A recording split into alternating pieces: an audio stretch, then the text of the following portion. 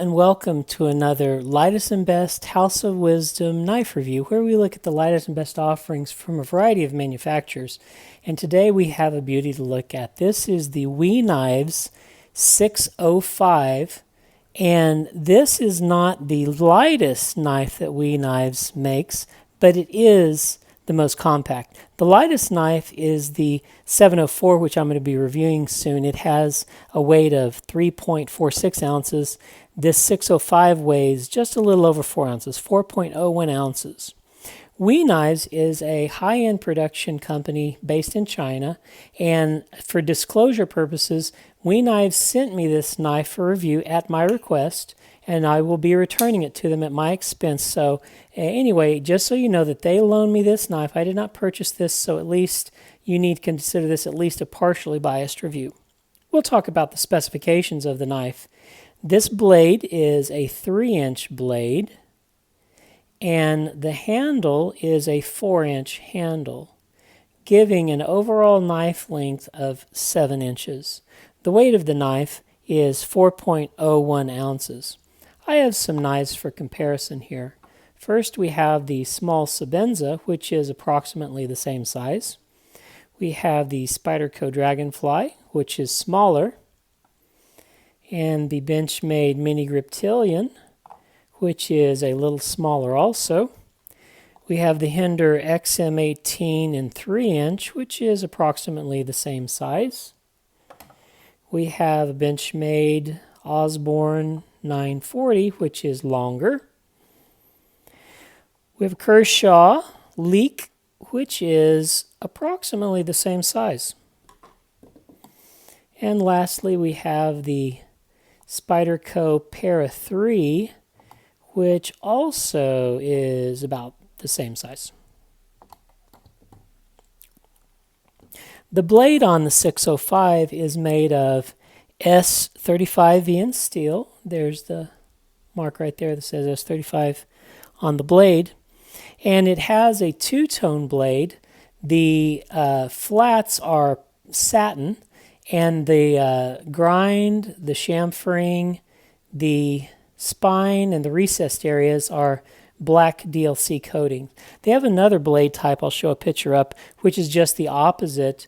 The flats are DLC coated, and the blade grind and swedging area is satin polished.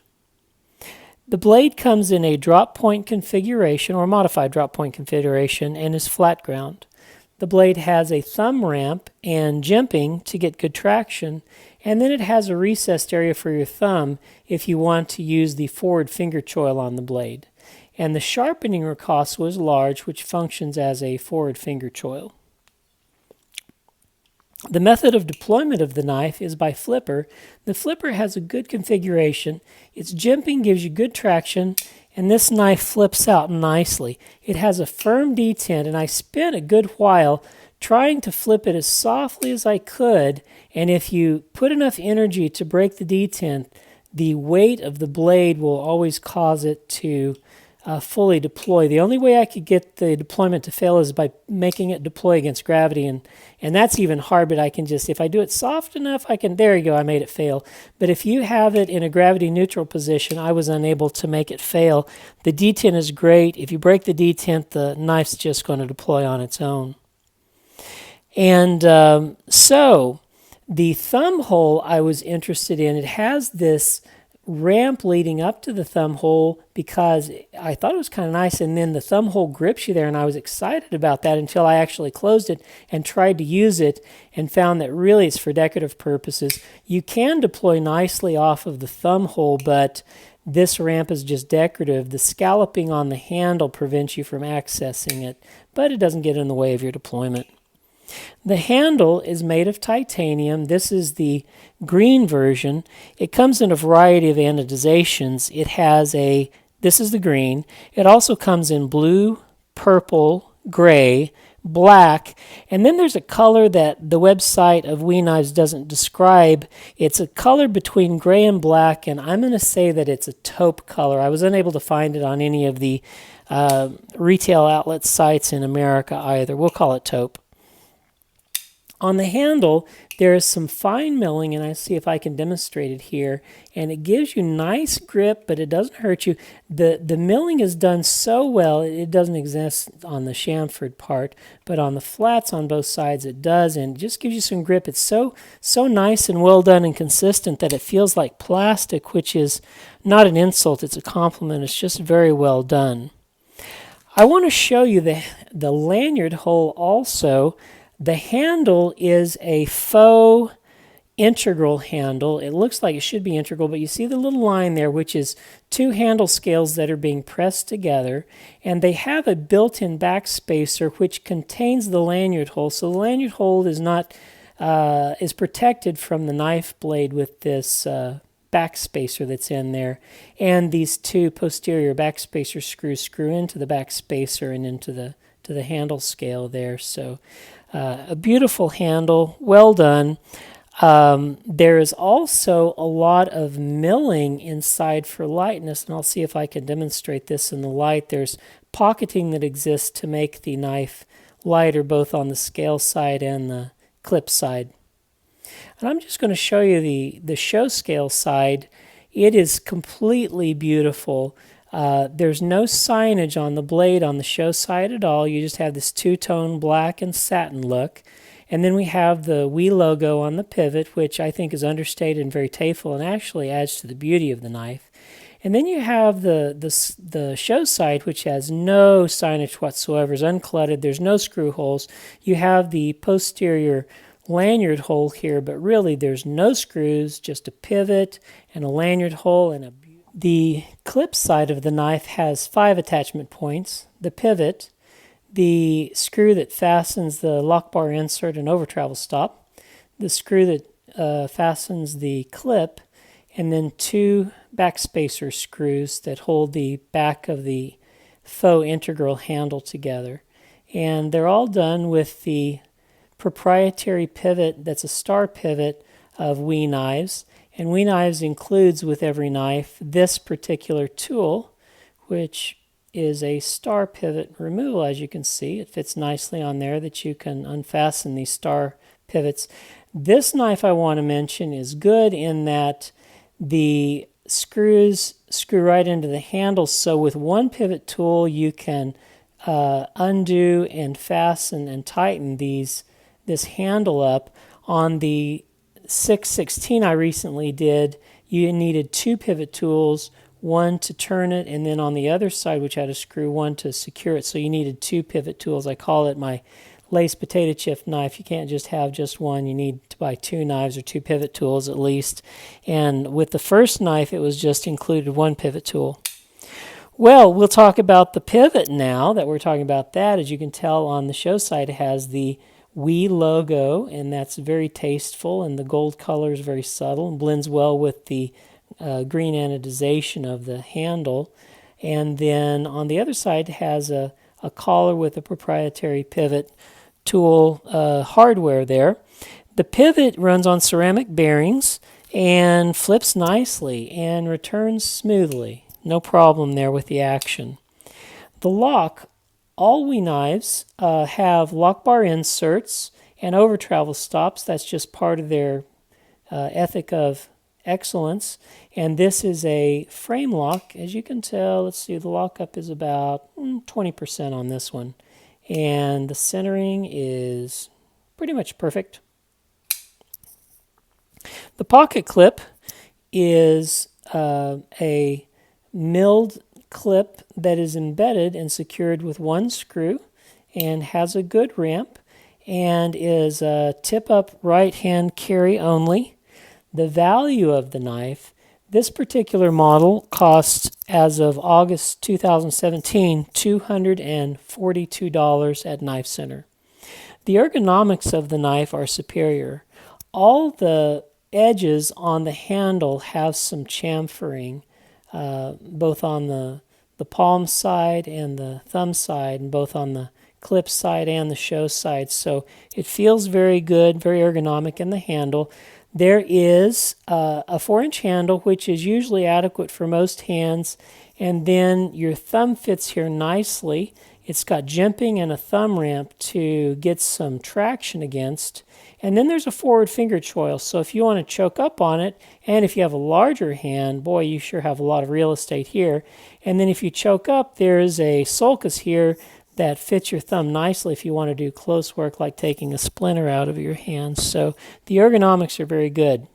The construction of the knife is interesting in that it's a faux integral that has an incorporated back spacer protecting your lanyard hole, so you can't see the lanyard hole from the inside, and also to hold the body screws. They have something to screw into. The stop pin is interesting.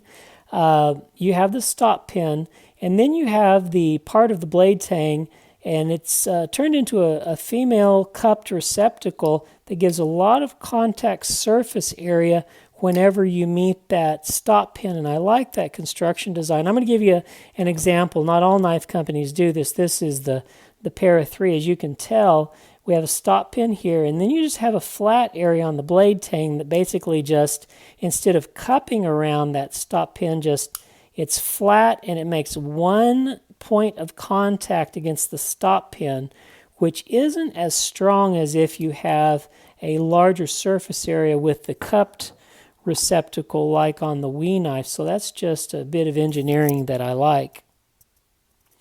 The action, as I've mentioned, is great. It's world class. The detent is such that even if you try to use as little energy as possible to break the detent, if you break the detent, it's going to deploy. I've been trying this. As long as the knife blade is in the neutral position, you cannot make it fail in the neutral position. And it releases smoothly because of the lock bar insert, and then it has a good action. Just a little shake and it returns to its place. All the Wii knives have the lock bar insert with over travel stop. It's just part of their culture of excellence. I'll talk about the signage a little bit. I've admired the clip side. Just on the handle on the pivot, it has the Wii logo, which I really like, the artistic aesthetic. The only markings on the blade are on the clip side, and it has the blade steel type, which in this case is S35VN, and then it has another Wii maker's mark on the clip, and that is the only signage that is on the knife. So what are my impressions about the Wii 605? I really like it. Are there opportunities for improvement? Well, very few, but one I want to mention is one of my personal biases. I like light knives, and this is the most compact knife, but it still is a little bit over 4 ounces, and many knives with a 3-inch blade and a 4-inch handle can get down to the 2.5-inch range. So I would just want to have a personal message and challenge to Wii knives. You guys make 20 knife models annually, so kudos to you for your energy and creativity because they're all a little different. They don't all look the same. But please dedicate at least one design annually to a EDC-sized 3-inch blade or smaller, because there's many places in the United States that you can't carry a knife unless it's a 3-inch blade or smaller. And I like this. It's a chunky knife. If you guys could go down a little bit in weight to maybe the 2.5-ounce size, that would just be amazing. But what do I like about the knife? I love the action in that the detent is really dialed in. If you break the detent, the blade just pops out there. It's a great action. And I like the size. It's the only Wii knife that has a 3-inch blade and a 4-inch handle, perfect for EDC size. It just fits my hand perfectly. I like the aesthetic. The color palette that Wii knife uses is great. It has a subtle green and a subtle gold. Nothing is garish or outlandish or tacky or flashy. It all blends well, the color palette. And the show side, as I've mentioned, I just want to brag on it, how beautiful it is. You got the two-tone blade, the gold pivot with the Wii maker's mark that's tasteful, and the subtle green handle with an appropriate placed lanyard, no screws on the show side. That's really, really beautiful. And I just like the Wii culture of excellence. I have several biases concerning knives. I think every knife needs a sharpening choil, and this knife is a well-done sharpening choil. Every Wii knife intentionally makes their CAD drawings of their blades with a cutout for a sharpening choil. And not every knife manufacturer does that. And I just want to mention a few. Here is Boker Urban Trapper Petite, and it has no sharpening choil. The Urban Trapper does have a sharpening choil, but they neglected to put one on the Petite, and so you have this little triangular area, and it's difficult to sharpen. Here's another Boker knife that they failed to put a sharpening choil on, and you have it just they grind it on a grinding belt, I guess, up as far as they can, and they leave this little triangular area that's in no man's land. It's difficult to sharpen the knife, and I appreciate it when your manufacturer puts your sharpening choil on. And they did the sharpening choil well, so that it's placed beyond the plunge line. This is an expensive knife. It's a pinstripe by J.D. Van Deventer, and he has a sharpening choil that extends into the blade grind, but it doesn't extend all the way to the plunge grind right here. It stops short, and as a result, you can see this little triangular area here that is not useful to cutting. The sharpening choil needs to extend all the way to the plunge grind, so there's a simple thin line all the way to the plunge grind in the sharpening choil. Well, anyway, that's a personal bias. I think every knife needs to be designed on their CAD software where when they cut the blade, they have a sharpening choil that extends to the plunge grind at least. And I also think every knife that's a frame lock needs to have, that's non-steel, that's a titanium frame lock, needs a steel lock bar insert with over travel stop. It's just part of something that makes a knife excellent. And there are some very famous high-dollar knives that do not have lock bar inserts. They'll carbonize the tip, but eventually the carbonization wears off. And even before it does, it seems like you need all the stars in correct alignment so that it doesn't have lock stick. This releases perfectly and smoothly because they've made a corporate decision to put a lock bar insert on every single WE knife, and I really like that commitment to excellence. And the qualities they choose on the WE knives are excellent too. They use only super steels. This is S35EN. They also use M390. You won't see any cheap steels like AUS-8 or other steels like that. They only use high quality components. For example, the bearings are ceramic bearings. They don't even use stainless steel bearings. WE knife does these things on every knife, and I just appreciate it for them. So, if you don't have a WE knife in your collection, you probably should have one. And if you're looking for a pocketable, smaller EDC size knife, the 605 would be a good entry knife for you. It has a great action, uses high quality materials, has a wonderful aesthetic, and is overall a superior knife. Well, thanks for watching the review. Like and subscribe if you haven't already. Leave me a comment in the comments section, and we'll see you on the next House of Wisdom Lightest and Best Knife Review.